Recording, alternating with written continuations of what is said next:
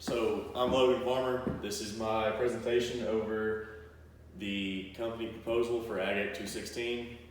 The company that I'm proposing that I will be working for and have been working for is Jason Farmer Livestock LLC, located here in Lorena, Texas. So let's get started. So the competitors of Jason Farmer Livestock are here local. We have Big Pen Livestock, which is right down the road in Chilton. Capital Land and Livestock, which is just north of Austin and Schwartner, and A&R Cattle Company, which is a cattle company in Rosebud, Texas. Strengths of the cattle industry are how much we've grown in efficiency.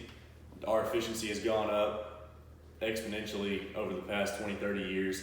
We are making the same amount of meat or more than we did before with a third of the cattle population that we had.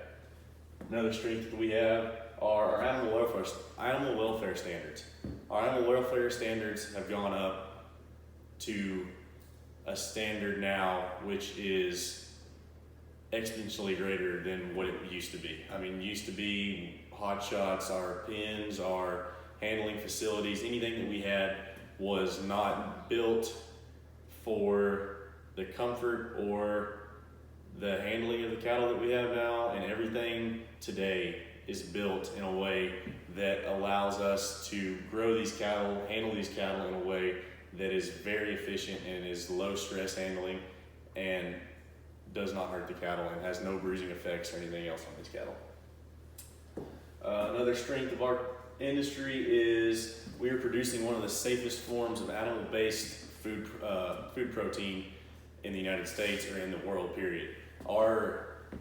The USDA, the FDA, everybody that is part of this that regulates it does an extremely good job of making sure that everything is done in the correct manner. There is no products that are going to be unsafe, and if they are discarded or there are recalls immediately to these products to get them back out of the food circulation system.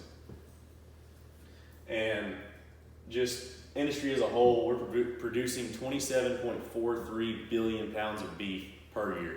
That is a phenomenal number. We're producing this beef with a smaller number of head than we used to have, and we're feeding not only the United States and our surrounding countries, but the world as well. The weaknesses of the cattle industry are, one, we're not very transparent. The consumer has been taken away from the farm, they've been taken away from the ranch. We're not transparent on how we do things, the way that we do things, and how efficient and how safe it is for cattle and how non-mistreated these cattle are. And we need to do a better job of being more transparent to the consumer so that our product has a better name and a better reputation about it. Another weakness is the growing population. We have to feed this growing population. It's part of our food fiber industry and it's part of our industry as well.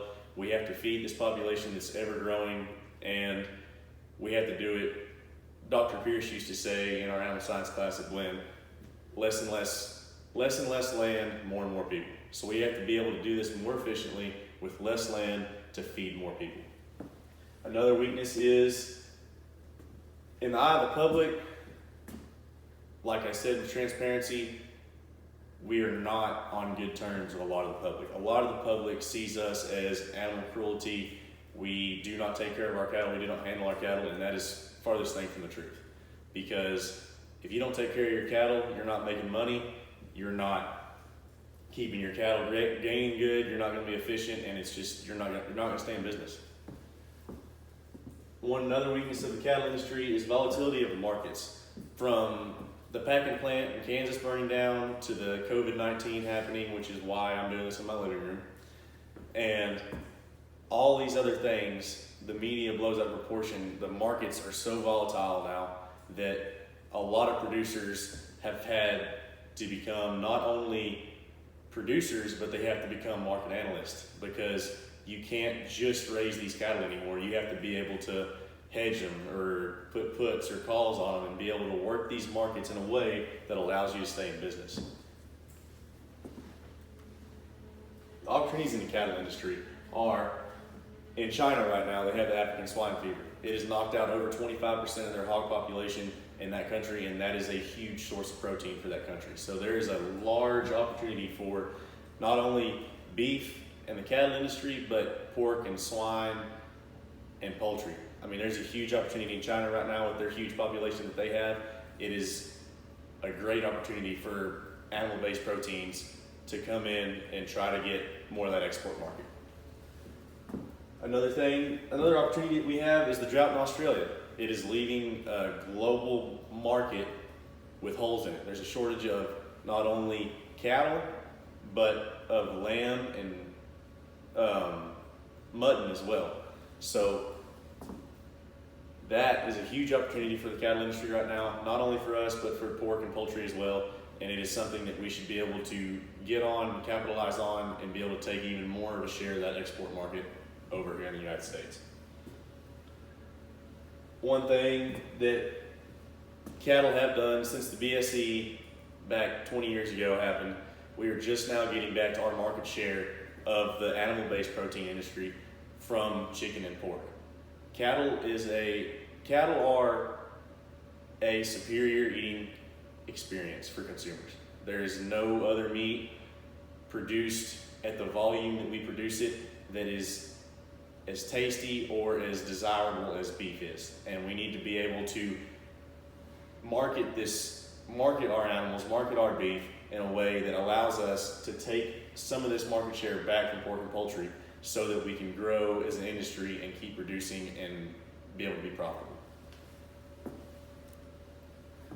Our threats to the cattle industry today are imitation meats, either lab-based, grown in a lab, or plant-based, where they're taking plants, chopping them up, putting all kinds of stuff in them, and making imitation meat, which is sold as hamburgers or ground meat or whatever else it may be, and it's not meat. The nutritional values are not the same, the amino acids are not the same.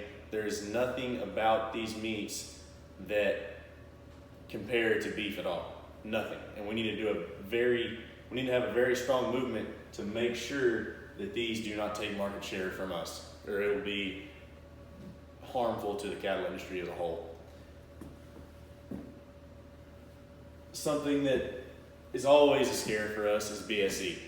It's always a threat. If we have another case of BSE, all our export markets shut down.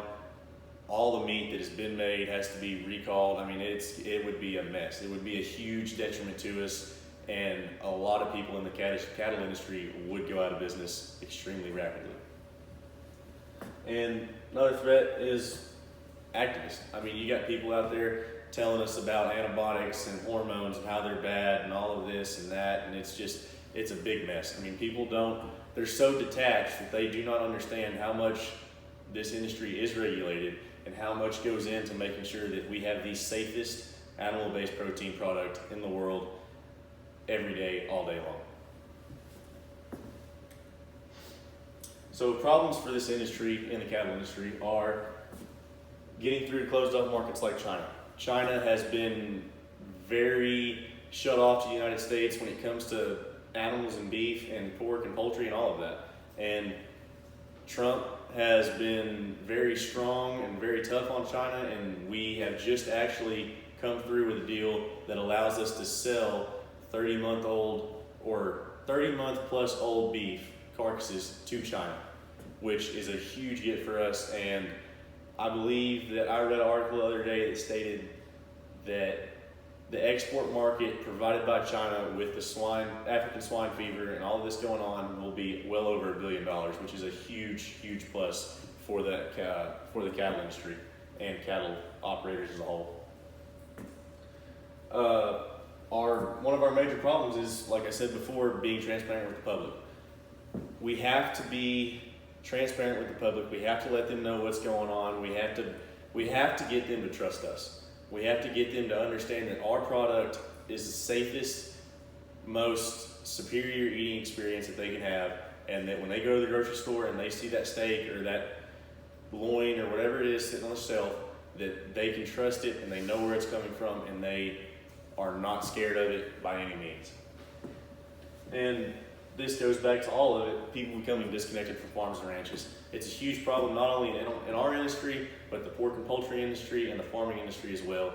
There are lots of people out there that still think that their meat comes from a grocery store or their corn comes from a grocery store, and they don't understand why we're out here raising these cattle because it's just from the grocery store. And that's a huge disconnect, and it's a very large problem, not only in our industry, but the ag industry as a whole. And we need to do something about that to make sure that people understand where their products are coming from, who puts the food on the table, and why we're the backbone of the United States. So I've come up with a solution to transparency on getting people to see into our industry and trust us more. And first thing, you have to lead by example. You have to be able to go out there and handle your cattle in an animal welfare positive way. You can't be out there hot-shotting them. You can't have poor facilities. You can't have crippled cattle. You have to be able to handle your cattle in a way that is efficient and safe for the animal, so that if people do see us or do get out and they see all of this going on, they're not seeing a bunch of cattle limping around. They're not seeing sick cattle. They're seeing a good operation that's taking care of their livestock. 2 is show people where their meat comes from.